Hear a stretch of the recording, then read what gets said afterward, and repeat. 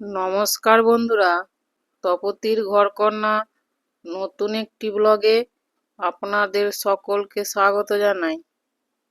আপনারা কেমন আছেন? আশা করছি ভালোই আছেন। আমিও ভালো আছি। আজ আমি একটা নতুন ধরনের মিষ্টি রেসিপি শেয়ার করতে চলেছি, যেটা শরীরের পক্ষেও উপকারী আর খেতেও খুব ভালো। বন্ধুরা, এখানে আমি কোনো গুড় চিনি কিছুই ব্যবহার করি নাই, একদম সুগার ফ্রি মিষ্টি তৈরি করছি। এখন তো মানুষ সুগারের ভয়ে চিনি দেওয়া মিষ্টি খাওয়া ভুলেই গেছে। দোকানে গেলেই সুগার ফ্রি মিষ্টির খোঁজ করে। তাই ঘরেতেই সুগার ফ্রি মিষ্টি বানিয়ে খান এবং সকলকে খাওয়ান।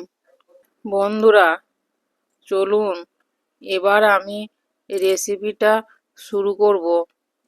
তাহলে প্রথম থেকে শেষ পর্যন্ত দেখতে থাকুন কিভাবে আমি ড্রাই ফ্রুট দিয়ে সন্দেশ বানাচ্ছি। সন্দেশ বানানোর জন্য 100 গ্রাম খেজুর আমি জলেই আগে ভিজিয়ে রেখেছিলাম। এবার বীজগুলি আমি সব বার করে নিচ্ছি।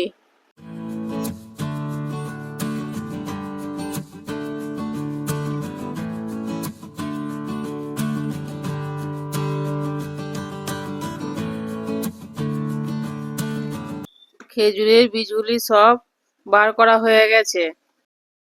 মিষ্টি বানানোর জন্য সব উপকরণগুলি আমি নিয়ে নিয়েছি। এবার গ্যাসে একটা কড়াই বসিয়ে সাদা তিল, কাজু আর কাঠবাদাম এই তিনটি উপকরণ শুকনো খোলায় একটু ভেজে নিচ্ছি। প্রথমে তিলটা একটু ভেজে নিচ্ছি।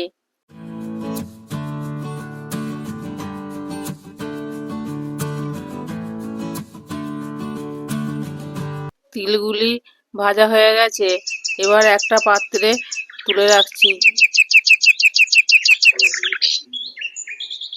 এবার ওই কড়াইতেই কাজুগুলো দিয়ে দিচ্ছি আর কাঠবাদামও দিয়ে দিচ্ছি। দিয়ে এইগুলি নাড়াচাড়া করে একটু ভেজে নিচ্ছি।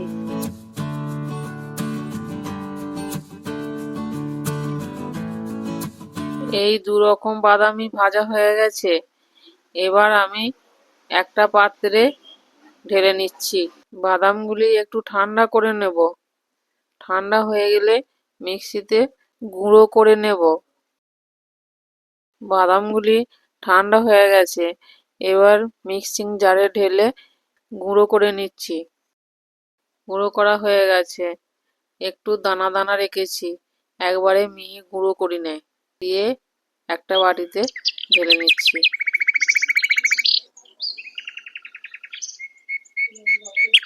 এবার ভিজানো খেজুরটা মিক্সিং জারের মধ্যে দিয়ে দিচ্ছি, দিয়ে পেস্ট করে নেব।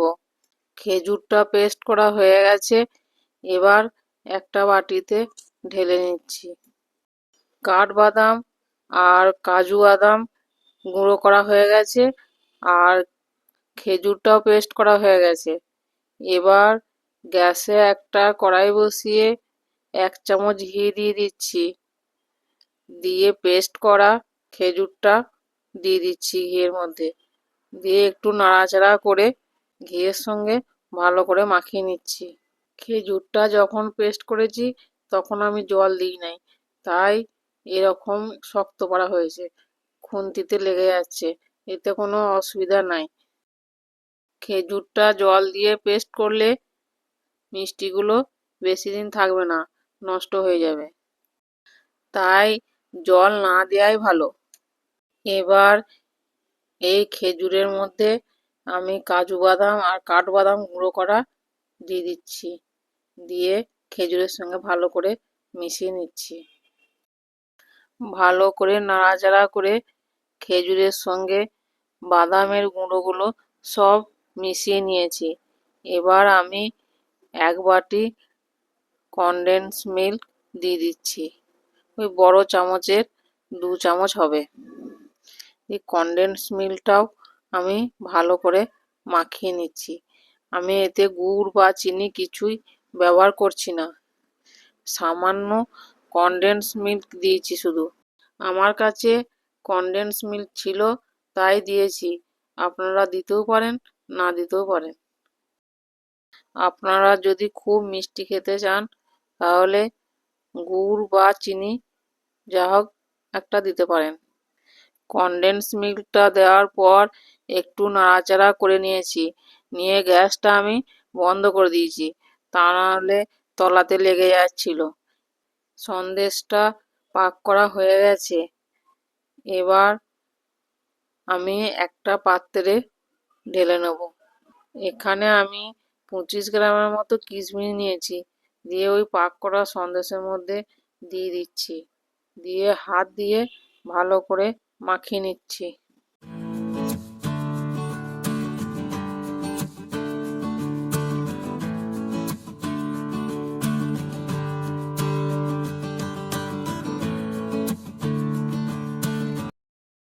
এবার সন্দেশগুলো আমি তৈরি করে নেব।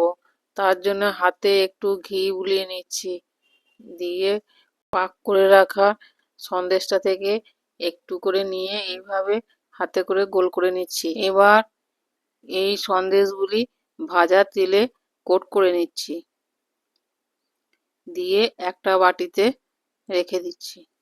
এইভাবে সব সন্দেশগুলি আমি তৈরি করে নিচ্ছি।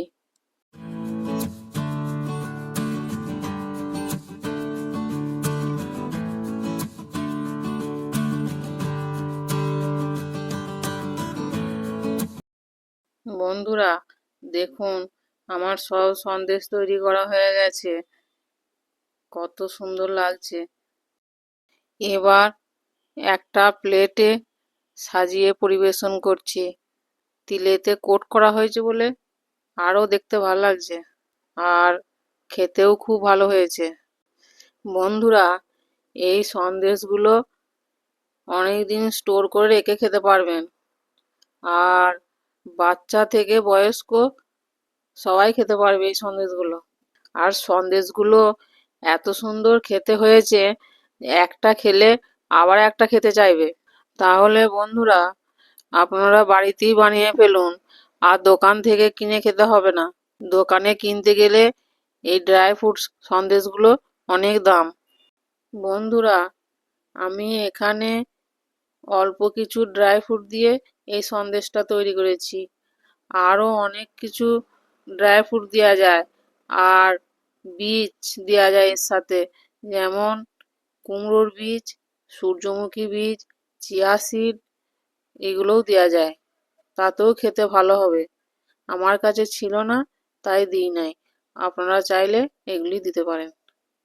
বন্ধুরা আমার এই ড্রাই ফ্রুট দিয়ে সন্দেশের রেসিপি কেমন লাগলো অবশ্যই কমেন্টে জানাবেন, আর আপনারাও তৈরি করে খাবেন, সকলকে খাওয়াবেন।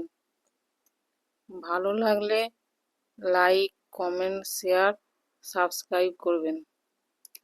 আজ এই পর্যন্তই, আবার দেখা হবে অন্য কোনো ব্লগে অন্য কোনো রেসিপি নিয়ে।